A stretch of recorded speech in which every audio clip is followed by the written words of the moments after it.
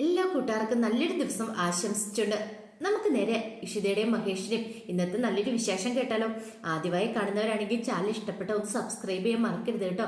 അതോടൊപ്പം തന്നെ video ഇഷ്ടപ്പെടുവാൻ like ചെയ്യാനും മറക്കരുത്. കാരണം നമ്മുടെ മുന്നോട്ടുള്ള യാത്രയിൽ നിങ്ങളുടെ ഓരോ ലൈക്കുമാണ് നമുക്ക് ഏറ്റവും കൂടുതൽ പ്രചോദനമായിട്ട് മാറുന്നത്. അപ്പൊ നമുക്ക് നേരെ വിശേഷത്തിലേക്ക് പോയാലോ.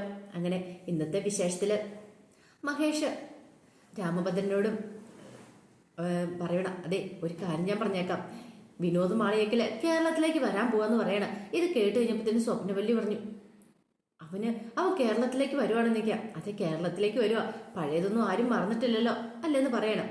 +2 കഴിയുമ്പോൾ അവനെ പഠിപ്പിക്കേണ്ടെന്ന് അച്ഛനും അമ്മയും പറഞ്ഞതാ. പക്ഷേങ്കിൽ ഞാൻ അത് കൂട്ടാക്കിയില്ല. പിന്നീട് അങ്ങനെ ആ പഴയ കാല ഓർമ്മകളിലേക്ക് മടങ്ങി പോവാണ് മഹേഷ്. കാരണം +2 കഴിഞ്ഞപ്പോഴത്തേനും വിനോദിനെ കോളേജ് ചേർത്തു. അവൻ കോളേജിൽ നിന്ന് ഭയങ്കര ഉഴപ്പായിരുന്നു. അങ്ങനെ അവസാനം അവൻ്റെ പേര് കുറെ പ്രശ്നങ്ങളൊക്കെ ഉണ്ടായി കഴിഞ്ഞപ്പോഴത്തേനും മഹേഷിനെ കോളേജിലേക്ക് വിളിപ്പിച്ച് പ്രിൻസിപ്പൾ പറഞ്ഞു, അതെ ഈ കോളേജ് നല്ല രീതിയിൽ മുന്നോട്ട് പോയിക്കൊണ്ടിരിക്കുന്നതാണ്. അതെ ഇവനെ പോലെയുള്ള ഫ്രോഡുകളെ വളർത്താനല്ല ഈ കോളേജ്. പഠിക്കാനാണ് വന്നിട്ടുണ്ടെങ്കിൽ പഠിക്കണം, അല്ല അത് കള്ളും കഞ്ചാവും ഒക്കെ ഉപയോഗിച്ച് നടക്കുകയല്ല ചെയ്യേണ്ടതെന്നൊക്കെ പറയണം. ഇതെല്ലാം കേട്ട് കഴിഞ്ഞപ്പോൾ വിനോദ് ഇങ്ങനെ ഒന്നും മിണ്ടാതെ നിൽക്കുകയാണ്. ഈ സമയം മഹേഷ് സാർ ഒരു തവണയും കൂടെ ഞാൻ പറയുന്നൊന്ന് വേണ്ട, ഇവനെപ്പോലെയുള്ള ഇവനിവിടെ നിന്നിട്ടുണ്ടെങ്കിൽ ഇനി മറ്റു കുട്ടികൾക്കൊക്കെ ദോഷകരമായിട്ട് ബാധിക്കും. ഇഷ്ടം പോലെ പണച്ചാക്കുകളൊക്കെ ഇവിടെ ഉള്ളതാ. അവരെങ്ങനെ നടന്നാൽ കുഴപ്പമില്ല, പക്ഷെ ഇവനിവന്റെ സ്ഥിതി കണ്ടെന്ന് ഒക്കെ വേണം മുന്നോട്ട് പോയിട്ട്. രാഷ്ട്രീയമൊന്നും കുഴപ്പമില്ല, പക്ഷേങ്കിൽ അതിന് അപ്പുറത്തേക്ക് ഒരു അക്രമ രാഷ്ട്രീയത്തിലേക്ക് പോകുമ്പോഴാണ് കളികളൊക്കെ മാറുന്നത്. ഇതുപോലുള്ള ഇവനെയൊന്നും ഇനി ഇവിടെ വെച്ച് കുറിപ്പിക്കാൻ പറ്റില്ല എന്ന് പറയും. അവസാനം കയ്യെ കാലെ പിടിച്ച് വീണ്ടും വിനോദിനെ അവിടെ ഒരു തവണത്തേക്കും കൂടെ പ്രിൻസിപ്പൾ അഡ്മിറ്റ് ചെയ്യണം. അങ്ങനെ പുറത്തേക്ക് ഇറങ്ങി കഴിഞ്ഞപ്പോഴത്തേനും വിനോദം വന്ന് മഹേഷിനോട്, അതെ ഏട്ടാ ഇനി ഞാനൊരു പ്രശ്നമൊന്നും ഉണ്ടാക്കത്തില്ലെന്ന് പറയണം. ഒരു കാര്യം ചെയ്യാം, നമുക്ക് ഇവിടുന്ന് റെയിൽവേ സ്റ്റേഷനിലേക്ക് ബസ്സിന് പോലെ വേണ്ട നടന്നു പോവാം. നടക്കാനുള്ള കൈയും കാലും ഒക്കെ ഒരു കുഴപ്പമില്ല, ദൈവം തന്നിട്ടുണ്ടല്ലോ, പിന്നെ എന്താ കുഴപ്പം, നടക്കുന്നത് നല്ലതെന്നും പറഞ്ഞിട്ട് അങ്ങനെ ഞങ്ങൾ രണ്ടും കൂടെ അങ്ങ് നടന്ന അവസരം റെയിൽവേ സ്റ്റേഷൻ്റെ അടുത്ത് എത്താറായി കഴിഞ്ഞപ്പോഴത്തേനും അവൻ പറഞ്ഞു, എന്നാൽ ശരി ഏട്ടനെയും പൊക്കോളാൻ പറയണം. അവസാനം തൻ്റെ കയ്യിലിരിക്കുന്ന ആ കുറച്ച് പണം അത് അവൻ്റെ കയ്യിലേക്ക് കൊടുത്തിട്ട് താൻ പറഞ്ഞു, ഇപ്പോഴും എൻ്റെ മനസ്സിൽ ഉണ്ട് അമ്മയെന്നൊക്കെ പറയണം. കുറച്ച് പൈസ മാത്രം എൻ്റെ കയ്യിലൊന്നും ഉണ്ടായിരുന്നുള്ളൂ. അത് കൊടുത്തിട്ട്, അതെ എനിക്കറിയാം നിനക്ക് ഒന്നും ആകത്തില്ലെന്ന്, പക്ഷെ ഫീസ് അടയ്ക്കാനുള്ള ദിവസമായില്ലേ, കുഴപ്പമില്ല ഞാൻ എങ്ങനെയും ഉണ്ടാക്കി തന്നോളാം, നീ നന്നായിട്ട് പഠിക്കണം എന്നൊക്കെ പറഞ്ഞിട്ട് അങ്ങനെ വിനോദിനോട് പറഞ്ഞിട്ടാണ് മഹേഷ് അങ്ങോട്ട് പോകുന്നത്. പിന്നെ ഇടയ്ക്കിടയ്ക്ക് വിനോദിനെ കാണാൻ ചെല്ലും. പക്ഷെ വിനോദ് നല്ല അഭിനയമാണ് കാഴ്ചവെച്ചുകൊണ്ടിരുന്നത്. ഏട്ടാ ഇപ്പം ഒരു കുഴപ്പമില്ല, ഏട്ടൻ ധൈര്യമായിട്ട് പോക്കും, ഞാൻ നന്നായിട്ട് പഠിക്കുന്നുണ്ടെന്നൊക്കെ പറഞ്ഞു വിശ്വസിപ്പിച്ചു പോന്നു. പക്ഷേങ്കിൽ അതൊക്കെ വെറും കള്ളത്തരങ്ങൾ മാത്രമായിരുന്നു. ഇനി ഒരിക്കലും ഞാൻ മദ്യപിക്കില്ല, അല്ലെങ്കിൽ അതുപോലെയുള്ള ലഹരി പദാർത്ഥങ്ങളൊന്നും ഉപയോഗിക്കരുതെന്നൊക്കെ പറഞ്ഞ് സത്യം ഇട്ട് പറഞ്ഞു വിനോദ് മഹേഷിന്റെ കൈ തൊട്ട്. പക്ഷെ അതൊക്കെ വെറുതെ മാത്രമായിരുന്നു, അതൊക്കെ കണ്ണി പൊടിയിടാൻ വേണ്ടിയിട്ട് മാത്രമുള്ളൊരു കാര്യങ്ങളൊക്കെ ആയിരുന്നു മഹേഷിന്റെ. അങ്ങനെ കുറച്ച് ദിവസങ്ങൾക്ക് ശേഷം വീണ്ടും ഒരു ദിവസം കൂടെ കോളേജിലേക്ക് ചെന്ന് കഴിഞ്ഞപ്പോൾ വിനോദിനെ അവിടെ കണ്ടില്ല. അപ്പോൾ ഒരു കൂട്ടുകാരൻ്റെ വെച്ചപ്പോൾ അവനാ മരച്ചോട്ടിലെങ്ങാനും കാണും, അവനെങ്ങനെ ക്ലാസ്സിലൊന്നും കയറാറില്ലല്ലോ എന്ന്. അങ്ങനെ അവസാനം മഹേഷ് ആ മരച്ചോട്ടിലേക്ക് ചെല്ലുമ്പോഴത്തേനും വിനോദും കുറേ സിംഗിളുകൾ ഇരിക്കുന്നുണ്ട്. വിനോദ് ലഹരി ഉപയോഗിച്ചുകൊണ്ടിരിക്കുകയായിരുന്നു. ഇത് കണ്ടു കഴിഞ്ഞപ്പോഴത്തേനും മഹേഷ് സഹിച്ചില്ല. മഹേഷ് ഓടിപ്പോയിട്ട് എന്ത് ചെയ്തു, എടാന്ന് പറഞ്ഞങ്ങ് ചെല്ലുവാണ്. അവനെ അങ്ങോട്ട് പിടിച്ച് അടിക്കാൻ തുടങ്ങുമ്പോഴത്തേനും പെട്ടെന്ന് അവന്, നീ എന്താടാ കാണിക്കണേന്ന് ചോദിക്കണം. ഒറ്റ അവന്റെ കാരണം തീർത്തങ്ങോട്ട് പൊട്ടിച്ചു. ഇതിനാണല്ലേ നീ കോളേജിലേക്കെന്നും പറഞ്ഞുകൊണ്ട് ഇങ്ങോട്ട് വരുന്നത് അല്ലേ, എന്നാലും ഇത്ര ചതി നീ ചെയ്യുന്ന ഞാൻ പ്രതീക്ഷിച്ചില്ലടാ. പെട്ടെന്ന് അടി കൊണ്ടു കഴിഞ്ഞപ്പോൾ നിലത്തേക്ക് വീണ് വിനോദിന് സഹിച്ചില്ല. തല്ലിക്കൊല്ലടാ ആ പട്ടിയെന്ന് പറയണം. അപ്പൊ കൂടെ തന്നെ ഫ്രണ്ട്സ് അങ്ങോട്ട് ഇരിക്കണേന്ന് വിനോദിന് നന്നായിട്ട് അറിയാം. ആ മരം നന്നായിട്ട് ഷാമ്പൂന്ന് പറയാം. അവസാനം പട്ടിയെ തല്ലുപോലെ ഇട്ട് തല്ലുവാണ് മഹേഷിനെ അവിടെ ഇട്ട്. അന്ന് മഹേഷ് അവസാനമായിട്ട് വിനോദിനെ കണ്ടതാ. പിന്നീട് മഹേഷ് അച്ഛനോടും അമ്മയോടും പറഞ്ഞു, ഓർമ്മയുണ്ടല്ലോ ആ കാര്യങ്ങളൊക്കെ, അതിപ്പിന്നെ ഇന്ന് വരെ ഞാൻ അവനെ കാണാനായിട്ട് പോയിട്ടില്ല. അവൻ എന്ത് ചെയ്യുന്നു എങ്ങനെയിരിക്കുന്നു ഒന്നും കാണാൻ പോയിട്ടില്ല. അതോടുകൂടി ഞാനും അവനും തമ്മിലുള്ള ബന്ധമൊക്കെ നിർത്തിയതാന്ന് പറയണം. അല്ലെങ്കിലും എൻ്റെ ജീവിതത്തിൽ ഇങ്ങനെയൊക്കെ സംഭവിച്ചിട്ടുള്ളൂ. സ്വന്തം കളിച്ച് സ്നേഹിച്ച് വളർത്തിക്കൊണ്ട് വലുതാക്കാൻ ശ്രമിച്ച അനിയൻ എന്നെ ഉപേക്ഷിച്ചിട്ട് പോയി. പിന്നെ അതുപോലെ തന്നെ എൻ്റെ ഭാര്യയും കാമുകനോടൊപ്പം ഒളിച്ചോടി. അവസാനം എൻ്റെ ചിപ്പിമോള് എല്ലാം എനിക്ക് നഷ്ടമായെന്ന് പറഞ്ഞിട്ട് സങ്കടത്തോടെ മഹേഷ് അങ്ങോട്ട് കയറിപ്പോവാണ്. അങ്ങനെ രാമഭദ്രനും സ്വപ്നവലിക്കും ഇതൊക്കെ കേട്ട് കഴിഞ്ഞപ്പോൾ സഹിക്കാൻ പറ്റില്ല. കാരണം ഉള്ള കാര്യമാണ്, പക്ഷെ പറഞ്ഞിട്ട് കാര്യമില്ലോ. ഈ സമയം സുചിത്ര എന്ത് ചെയ്യണം, വിനോദിന്റെ ഇന്റർവ്യൂ കണ്ടുകൊണ്ടിരിക്കുകയാണ് ടി വിക്കകത്ത്. അപ്പൊ വിനോദ് മീഡിയാസിനോട് പറയണേ, അതെ നാളെ എന്തായാലും ഞാൻ കേരളത്തിലേക്ക് വരുവാണ്. അല്ല സാർ എന്താ ഇതിനായിട്ട് കല്യാണം ഒന്നും കഴിക്കാത്തെ? കല്യാണം കഴിക്കാൻ തോന്നിയില്ല. എന്താ സാർ അല്ല, എനിക്ക് കോളേജിൽ പഠിക്കുമ്പോൾ ഒരു പ്രണയം ഉണ്ടായിരുന്നു.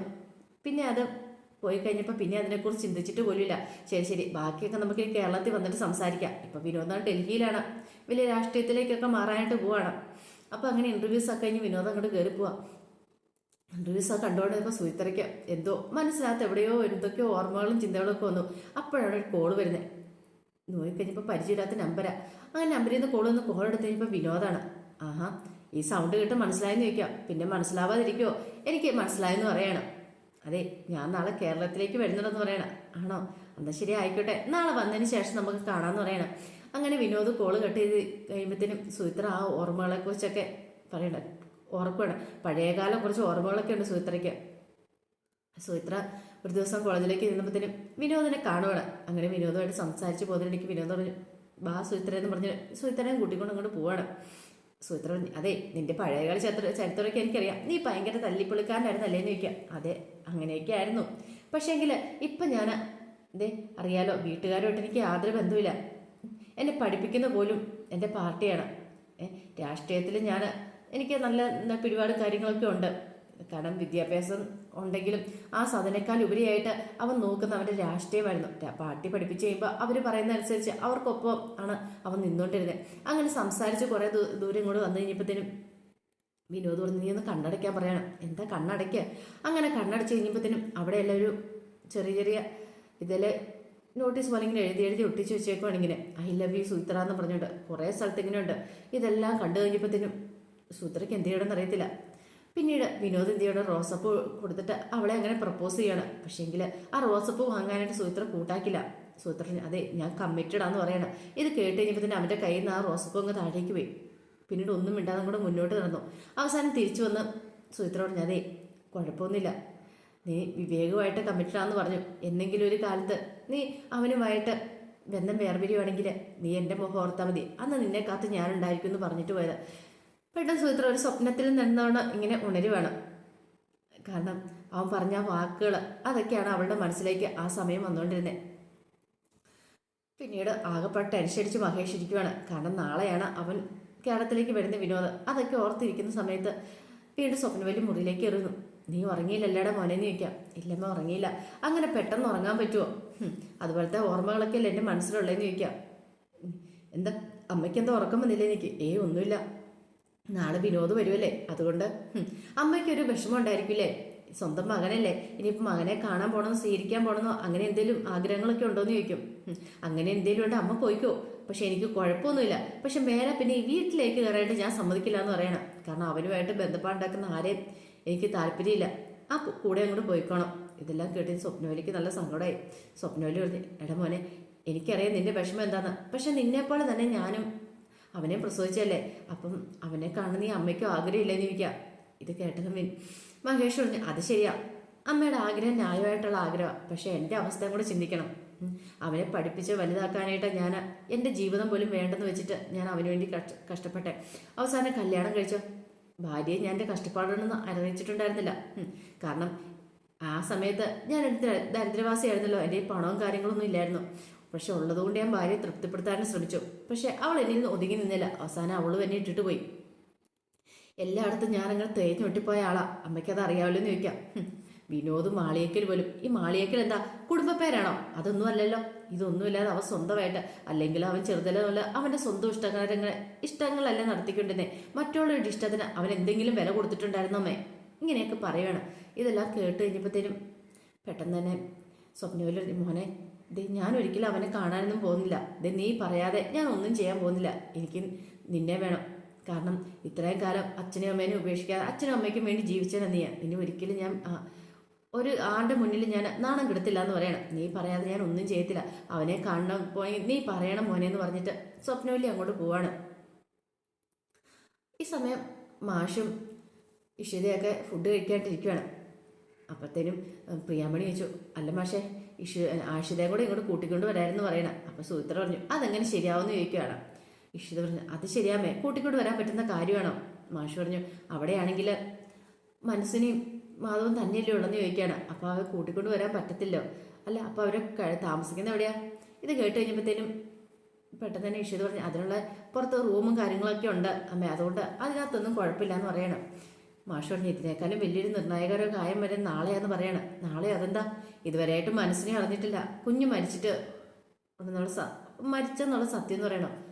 ഇത് കേട്ട് കഴിഞ്ഞപ്പോഴത്തേനും ഒരു നിമിഷം പ്രിയാമണി ഒന്ന് ഞെട്ടി.